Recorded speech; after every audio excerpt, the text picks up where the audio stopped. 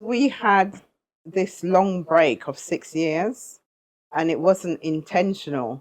We had actually planned to return after Christmas 2018. Yeah, 2018.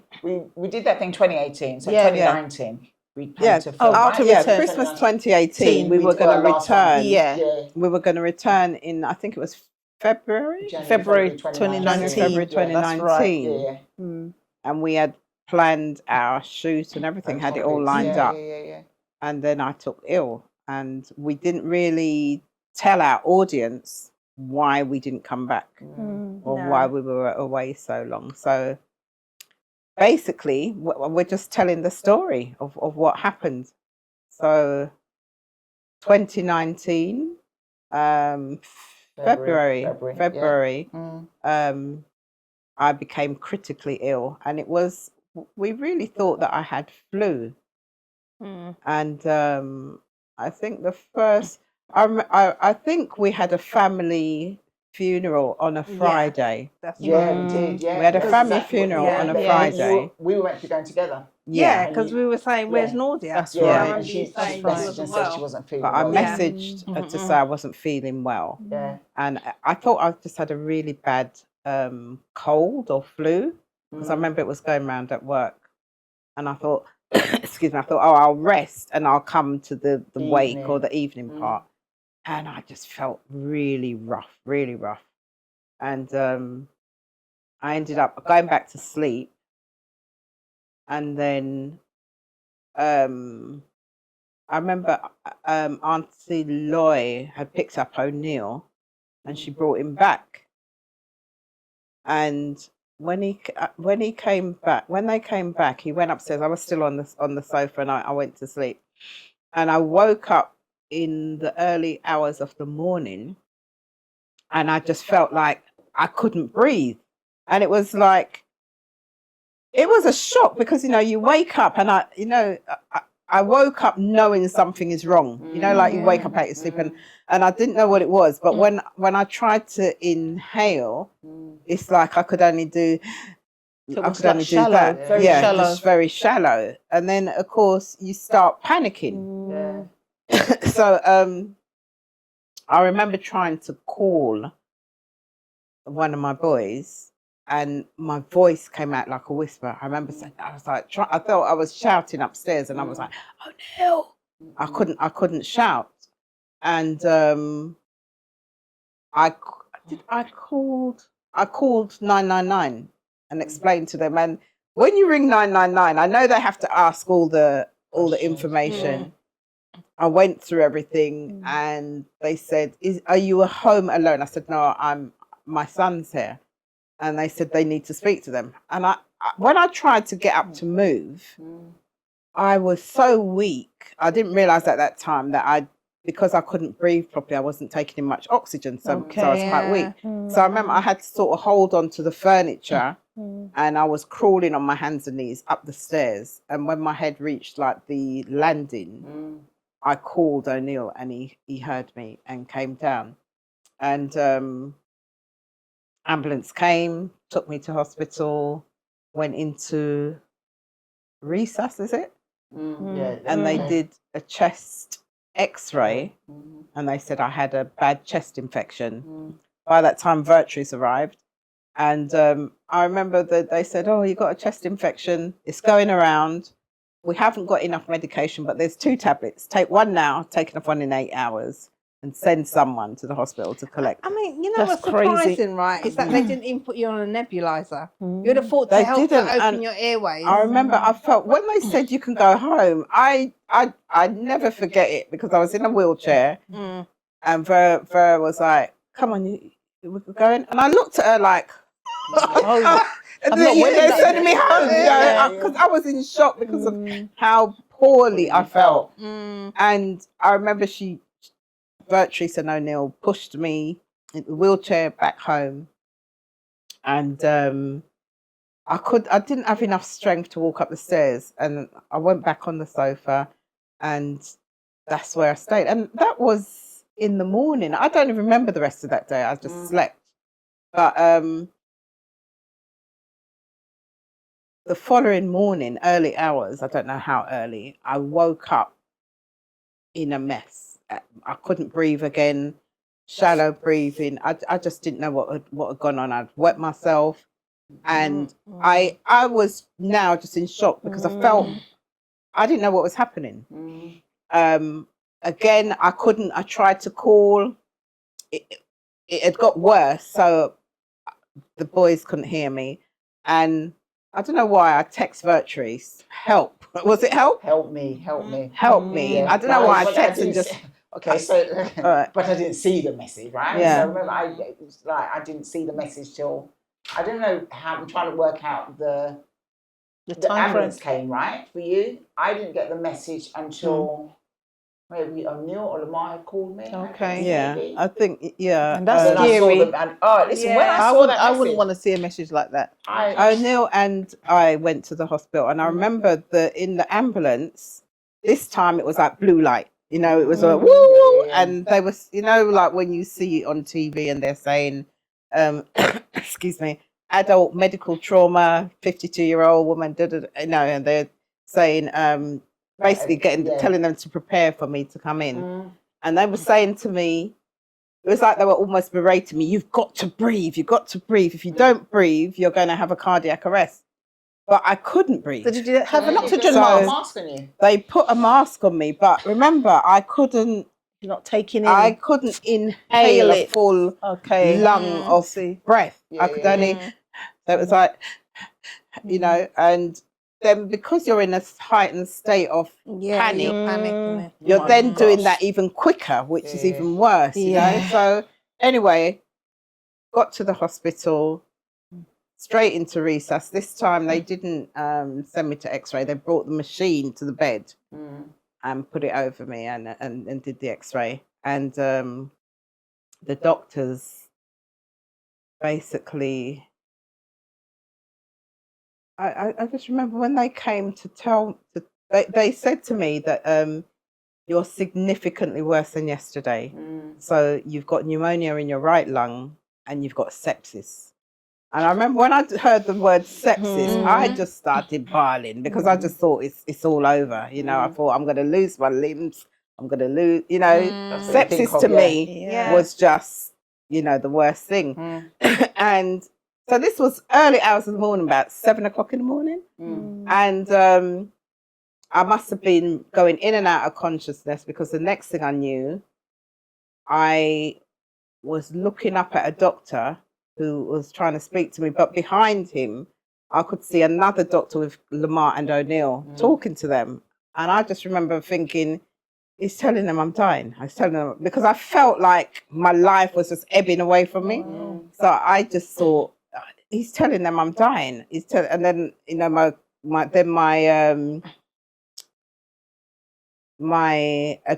what's it called? No, Focus is my focus came okay. back to the doctor that was speaking to me, and he basically said he's going to try a different. So I had that mask. They were going to put a CPAC, is it? No, I think it's fast flowing, the one that goes. Yeah. No, first they put the one up my nose, so 2 cannulas or whatever it's called up the nostril to feed me the oxygen.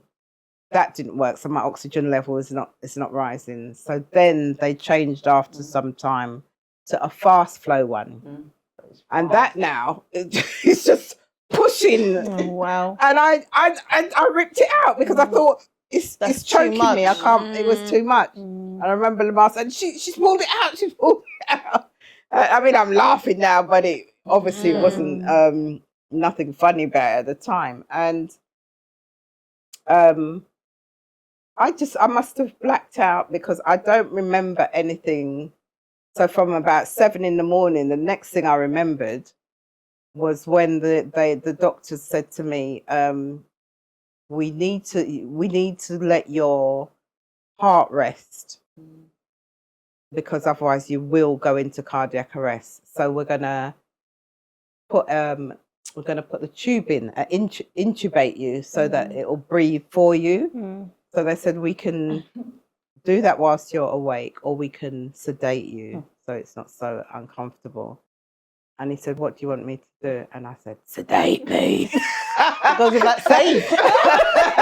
I mean, when I heard my own voice, it was like it wasn't me. It was like, you know, I thought I was going to say sedate me, and it was like sedate me. You know? And that's the last thing that I remember until I don't know when it was. It must have been 3-4 days later or something. But Vera, what? Because that was about 11 o'clock at night. You said, or just So we'd come to see you in the day, like later on in the day, when you had I think the fast one on, I'm sure. Then we'd left the hospital, right? That I remember going home, and we got back home about. Well, it was. I remember my phone was dead. My phone is never dead, but my phone was dead.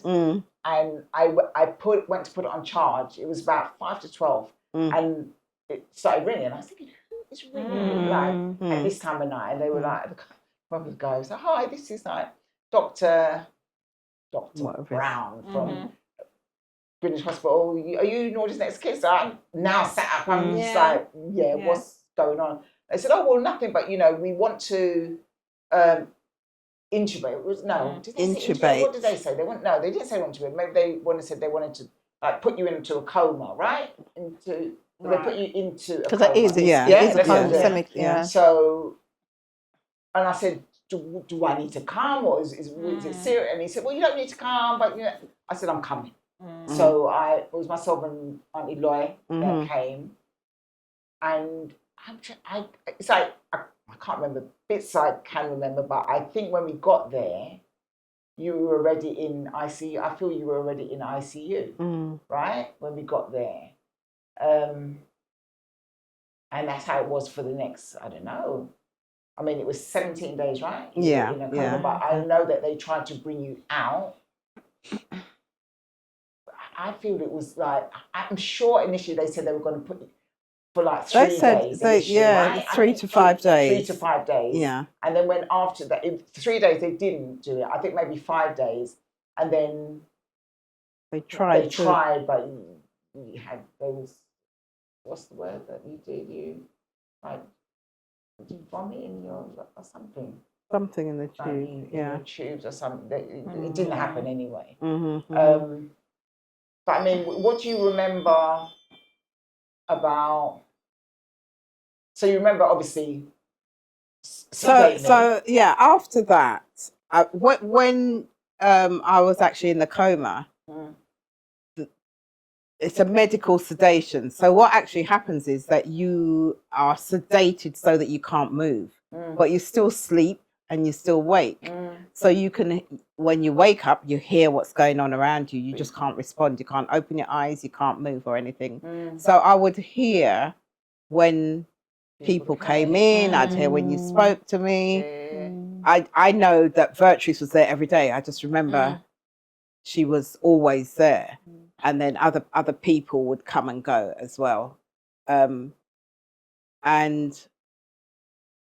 I just remember thinking, I can't, I felt like my life was ebbing away from me. And I thought I was dying. I just thought I was dying. What would happen is like, if I tried to cough, because I had this tube down there, if I coughed, the phlegm would go up the tube when I cough, and it would block the tube. When it blocks the tube, I can't breathe at all. I can't breathe. The machine can't breathe for me. And so I would go into a state of panic. I'm told that I used to kick my feet once. And I don't know when I could kick my feet. Must have after they lifted the sedation a little bit. But they would know because the alarms would go off, and then they would have to come and suction the tube before I could breathe again. So I'm told there was always somebody in there was. Because I think initially I went on a ward, didn't I? Before you went down to do ICU, was it HDU, ICU? Because when you went down, you were in that room, and there was always somebody stationed in there all the time. But I thought I remember hearing them saying they're going to move me off the ICU ward into a private room, because there was a lot of people that had flu Okay, maybe So that I was was in before I got ICU. there. I was in ICU ward first, and I remember Okay. hearing the doctor saying they're going to transfer me because I was so ill into a side room. Okay. And then that's where I was, and there was someone stationed beside me at all times. Yeah, there's a nurse in the room at all times. But those 17 days could have been 17 months because during that time, and it was only towards the end when they started to lift the sedation that I was able to start communicating a little bit with you guys, because I could squeeze your hand to respond if you asked me questions and things like that. But definitely the first week, it was just me and God. That's the only person that I spoke to, you know, and I had really resigned myself to the fact that I was dying. I couldn't feel that I was getting better. And excuse me. Because it was so hard to breathe.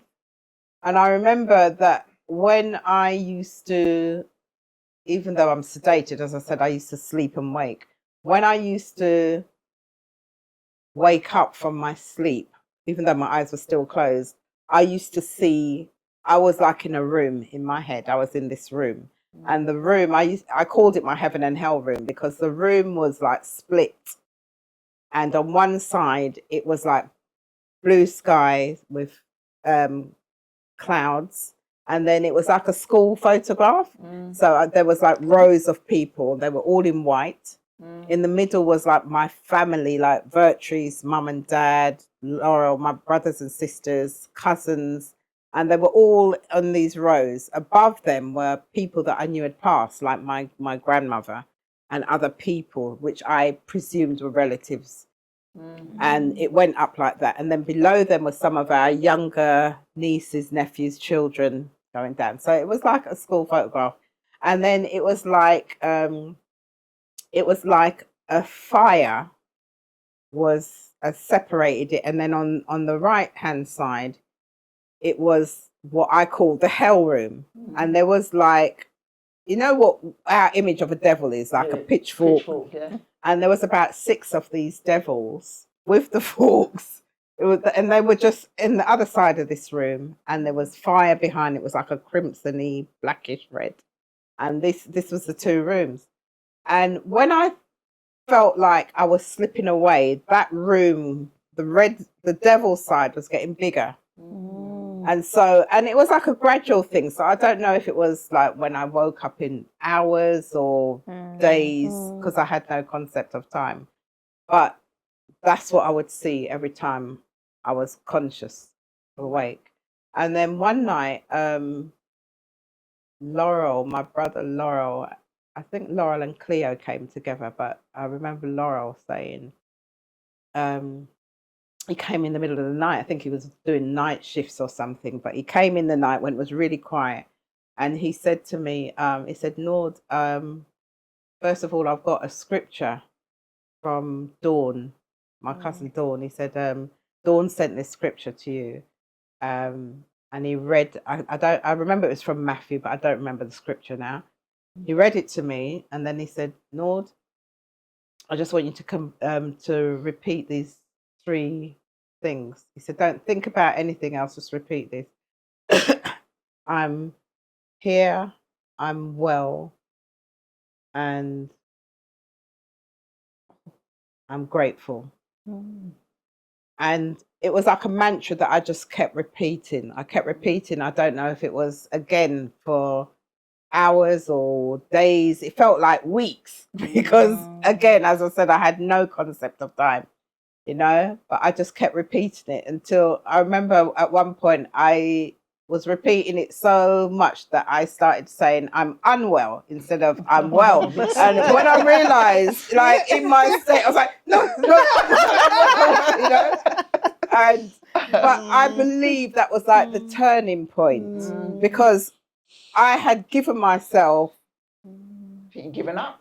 I had given up. Yeah. But the other thing was, it was that from Laura, but I remember that I had so many visitors. I had so many visitors. People would come and pray. And there was a diary that sometimes the nurses would read to me what people had written. And I'm so grateful for the nurses that were there, because they would come in and read and tell you what the weather's like outside, and just speak to you because they know it's possible that you can hear. So they used to read things to me, and there was messages from Canada, from Jamaica, from America, from all over the world, where we've got friends and family. So I think after repeating that mantra and then hearing all the people that had prayed for me and sent good wishes, and the visits, so I had 112 visitors. Oh, wow. 112, because it's all in the book. Yeah, and you there was come, 112 you come at visitors. any time. Yes, There were no restrictions. That's right. Yeah. And I remember I coming always, late it makes at me night laugh when I with Janet. think about Dawn, who sent in that scripture, because one of you told me that she came and started blubbering, and you were like, "Get out, get out! You can't cry in here." I don't know. Yeah, Dawn is, you know, she found it hard. It's hard it's for hard. her. I mean, Yeah. I mean, when I it think was. back to that time, I just remember thinking, she's got to pull through. You have to pull through. She's got to. But there were times that you thought she wasn't going to do it. Listen, Yeah, it's like, even when the thought even entered my mind, I thought, no, Nordia'S going to pull through. It's got to. She had to. Pull through. She had to. it was. It's something that changed my life. It changed my life so completely, because when you think that you're dying, it then makes you reflect on your life. Everything that's happened up to that point, you know, you're going, you're saying, you're not even saying goodbye to your family, because I couldn't speak. It's not like, you know, you're sick and you're awake. So I thought, I'm leaving this world. I can't say anything to anyone.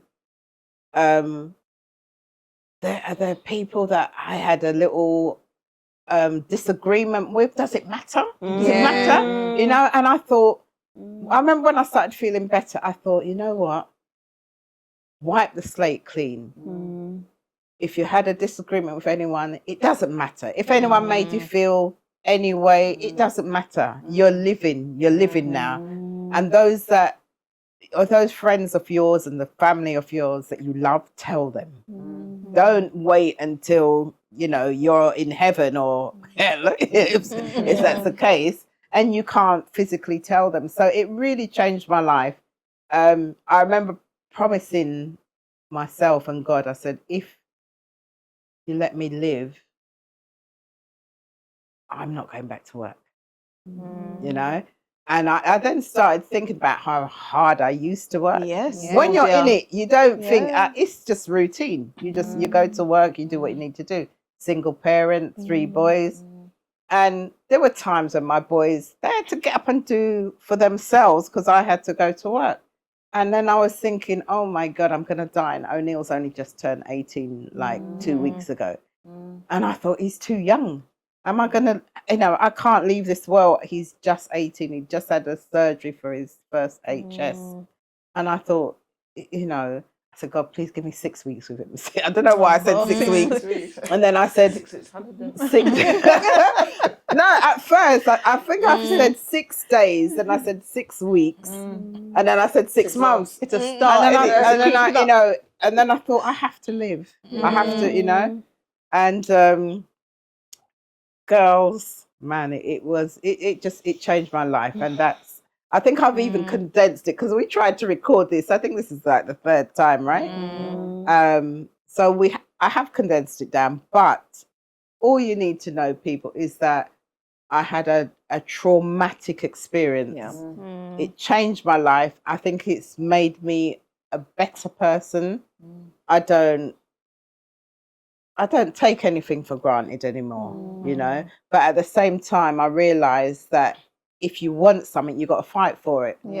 You've got to fight for it. I think, you know, I was very fortunate. This was in 2020, early 2019. 2019. Just before COVID. This was February. I came out of hospital in March, and in November we heard about the first case of COVID in the UK.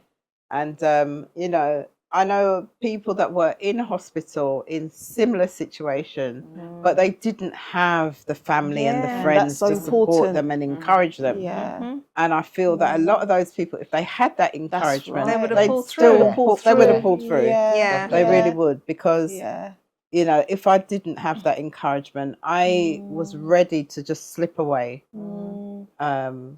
So I'm going to let you know. Yeah, exactly. They didn't let me. So yeah, that's my story, girls. We're Girls grateful and to boys, have you, people. Lord. We're grateful. We're grateful to have you. And Yeah. we're grateful that we're back. I'm here to tell the story. Still got a lot of health issues, but you know, You're here. Yeah, You're here. I'm here. Yeah. I'm here, Yeah. and gratefully so. Yeah.